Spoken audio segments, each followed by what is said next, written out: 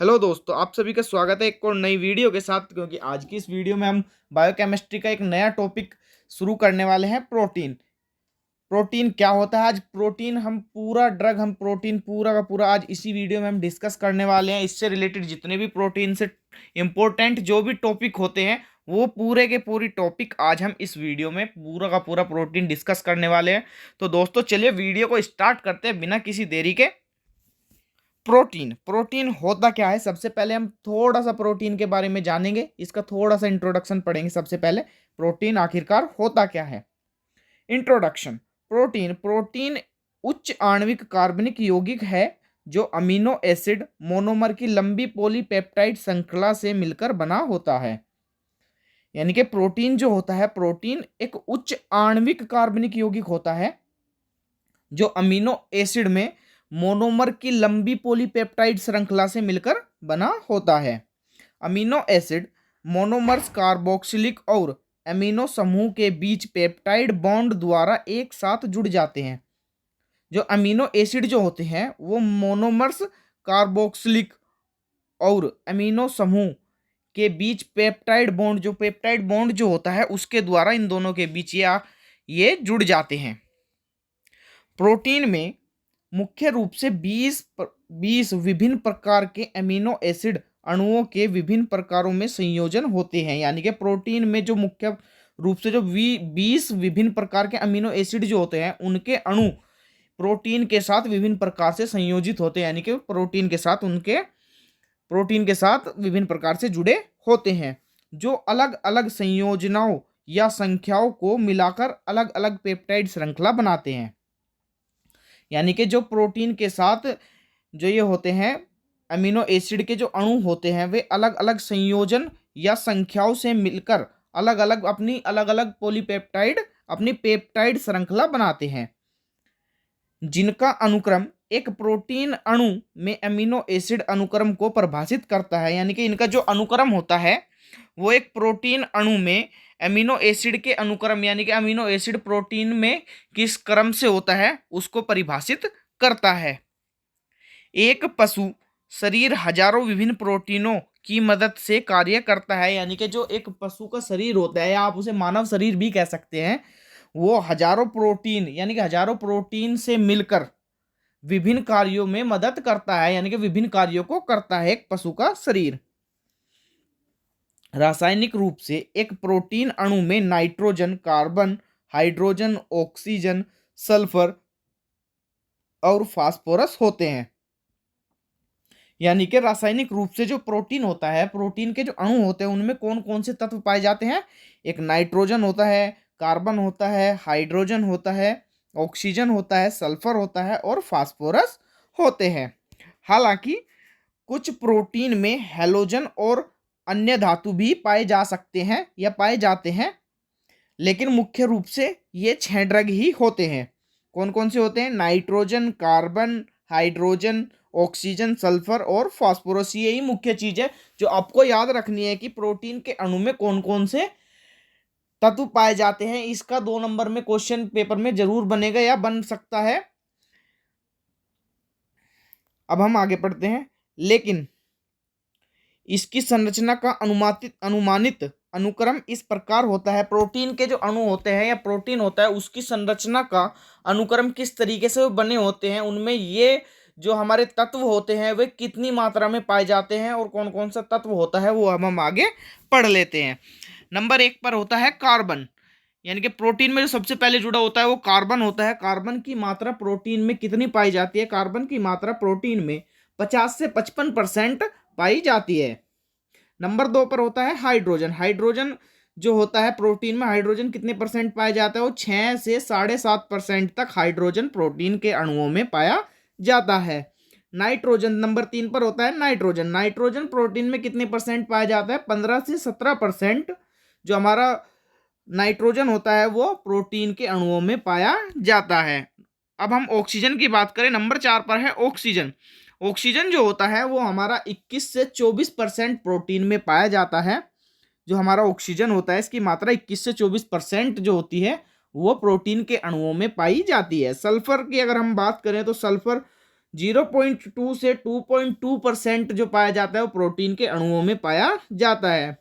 Phosphorus की अगर हम बात करें, फॉस्फोरस जो होता है वो 0.1 से 1% प्रोटीन के अणुओं में पाया जाता है। मुख्य रूप से ये 6 तत्व होते हैं जो प्रोटीन के अणुओं में पाए जाते हैं।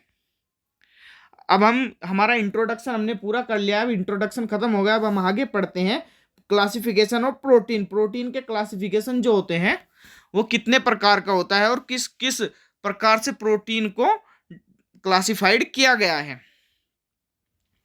प्रोटीन को अमीनो एसिड की संरचना, आकार और घुलनशीलता के आधार पर निम्न वर्गों में वर्गीकृत किया गया है। यानी कि प्रोटीन को जो निम्न वर्गों में बांटा गया हो, किसके आधार पर बांटा गया है? एक तो अमीनो एसिड की जो संरचना होती है उसके आधार पर, अमीनो एसिड का आकार होता है उसके आधार पर, अमीनो एसिड की जो घुलनशीलता होती है उसके आधार पर प्रोटीन को विभाजित किया गया है।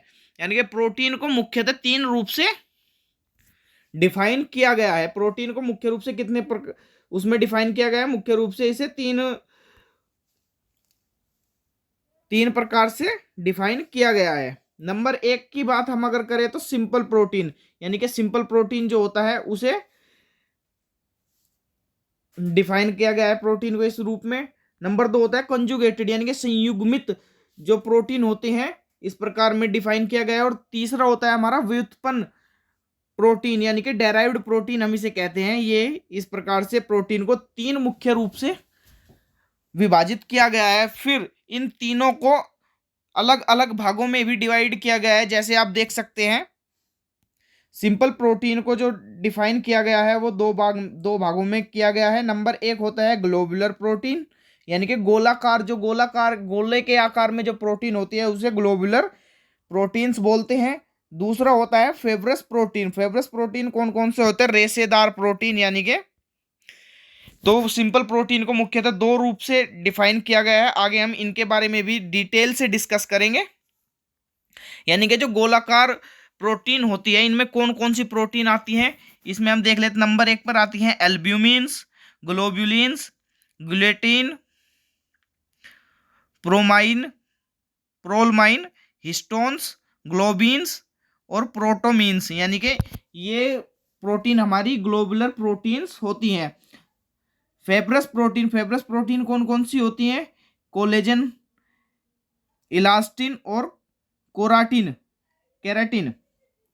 ये 3 टाइप की प्रोटीन हमारी कौन सी होती है? रेशेदार प्रोटीन, यानी कि फेब्रस प्रोटीन होती है। कॉन्जुगेटेड प्रोटीन की अगर हम बात करें, संयुग्मित प्रोटीन की अगर हम बात करें तो ये कौन कौन सी होती हैं वो हम देख। नंबर 1 पर है न्यूक्लियोप्रोटीन, फिर है ग्लाइकोप्रोटीन, म्यूकोप्रोटीन, लाइकोप्रोटीन और फॉस्फोप्रोटीन, क्रोमोप्रोटीन और मेटाप्रोटीन। ये कौन कौन सी प्रोटीन होती है? ये कॉन्जुगेटेड प्रोटीन्स होती है। जो संयुग्मित प्रोटीन होती है वो ये होती है। नंबर 3 पर आता है डेराइव्ड प्रोटीन को 2 प्रकार से विभाजित किया गया है। कौन कौन सी? प्राइमरी और सेकेंडरी। प्राइमरी प्रोटीन में कौन कौन सी प्रोटीन होती है? नंबर 1 पर आती है कोगुलेटेड प्रोटीन, नंबर 2 पर आती है पेप्टन्स और नंबर 3 पर आती है मेटा प्रोटीन्स।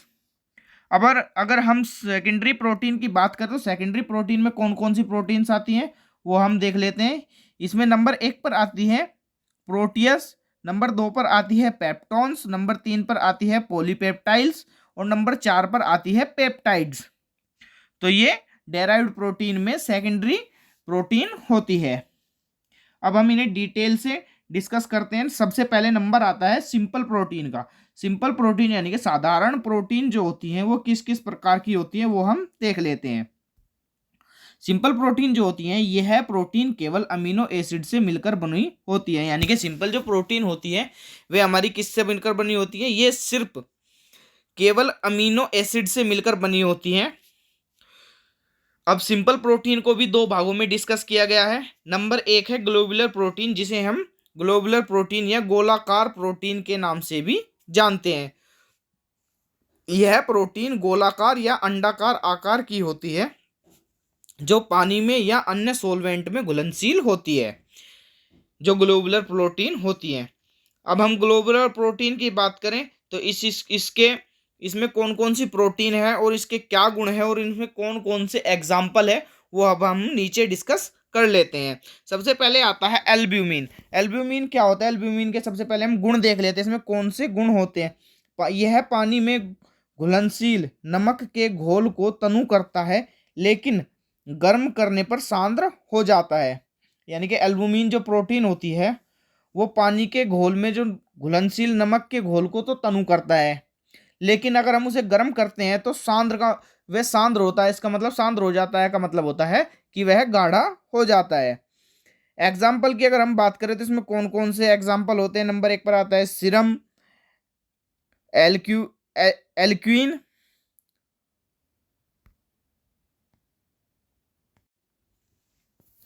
इसमें नंबर 2 पर होता है अंडा और नंबर 3 पर होता है दुग्ध यानी कि दूध।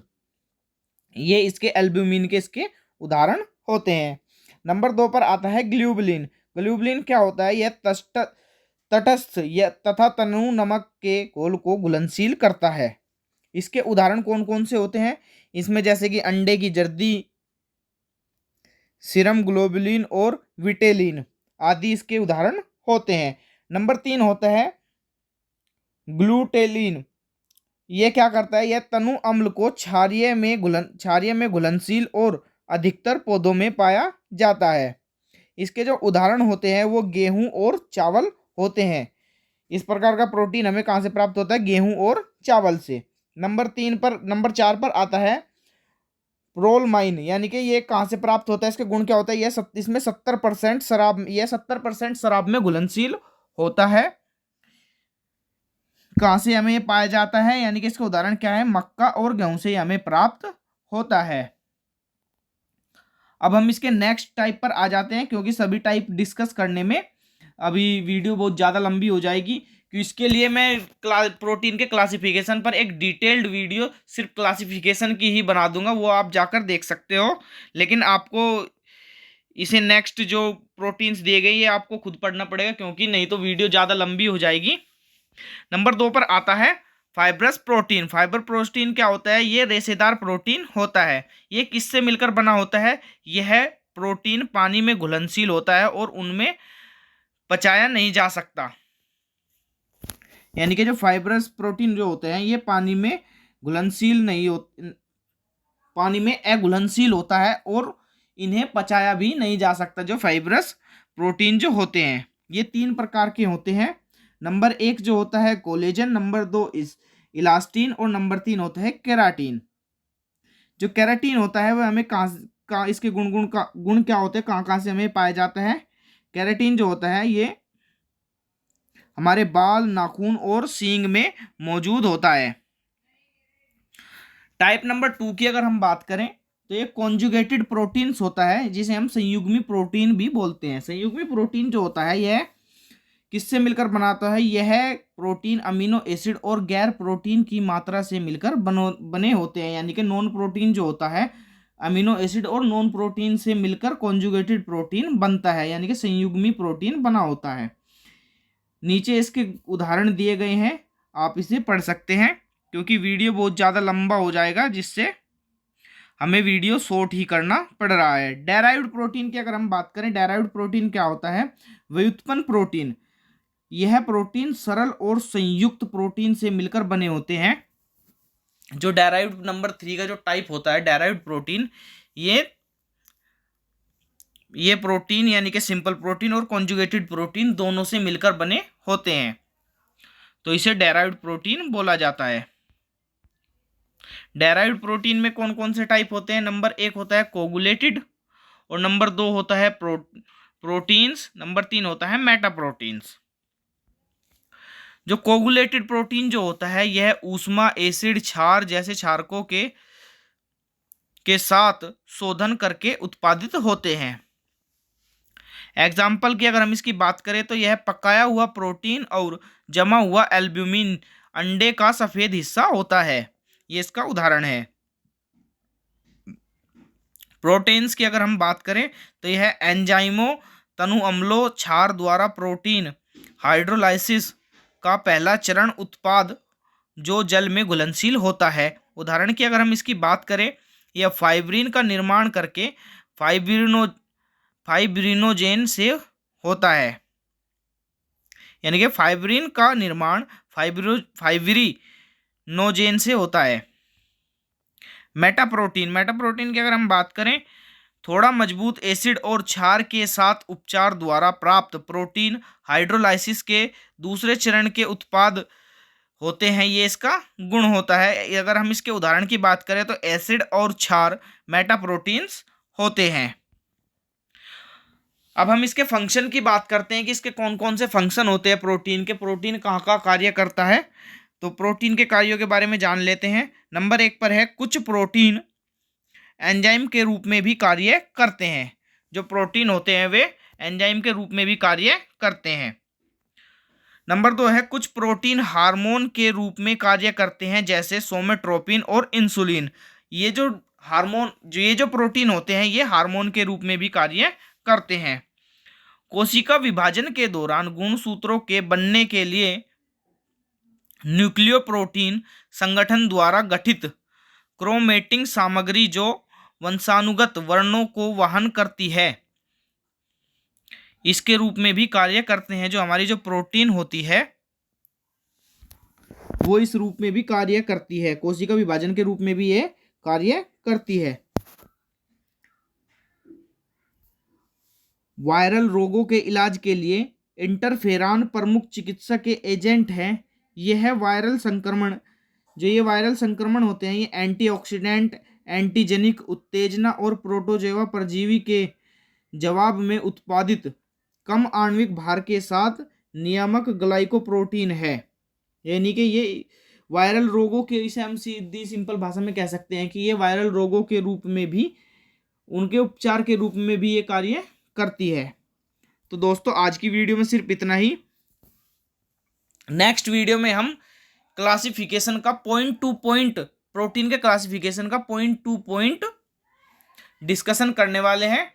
तो दोस्तों अगर आपको वीडियो अच्छी लगी हो तो वीडियो को लाइक और शेयर ज़रूर करें। वीडियो को ज़्यादा से ज़्यादा शेयर कीजिए ताकि हमारी आने वाली वीडियो आप तक ज़रूर पहुंच जाए।